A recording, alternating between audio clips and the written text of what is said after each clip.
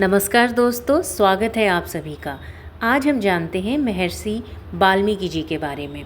उन्हें आदि कवि भी कहा जाता है। इनके बचपन की एक बहुत ही रोचक कथा है। इनका बचपन में नाम था रत्नाकर। रत्नाकर वैसे तो एक ब्राह्मण परिवार में जन्मे थे, लेकिन डाकुओं के साथ रहने के कारण ये लूटपाट और हत्याएं करने लगे। अब इनकी आजीविका का साधन ही लूटपाट करना हो गया था। मार्ग में इन्हें जो भी मिलता था यह उसकी संपत्ति को लूट लिया करते थे। एक दिन मार्ग में इन्हें मिले महर्षि नारद। इन्होंने महर्षि नारद से कहा, जो कुछ भी आपके पास है वह हमें दे दो। लेकिन महर्षि नारद ने कहा, मेरे पास तो सिर्फ राम नाम है, तुम राम नाम ले लो। तो उन्होंने कहा, यह मेरे बस का नहीं है। तो उन्होंने कहा, नहीं, मेरे पास तो यही है, तुम इसका उच्चारण करो। उन्होंने कहा, ये मेरे बस का नहीं है। तो महर्षि नारद ने वाल्मीकि से कहा, रत्नाकर डाकू से कहा, उस समय तो उनका नाम रत्नाकर था, कि तुम मरा मरा बोलो।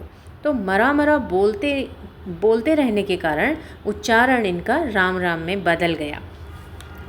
तो इन्होंने बहुत श्रद्धा और भक्ति के साथ इस नाम का कई वर्षों तक उच्चारण एक स्थान पर बैठ के किया। तो बहुत ही श्रद्धा भाव से इस उच्चारण को करने के कारण इनके सारे पाप धुल गए और इनका मन का मैल भी धुल गया। एक स्थान पर बैठे रहने के कारण दीमकों ने इनके शरीर में बांबी बना ली। तो उस समय दीमकों की बांबी को कहा जाता था वाल्मीकि, इसलिए इनका नाम रत्नाकर से बदलकर वाल्मीकि हो गया।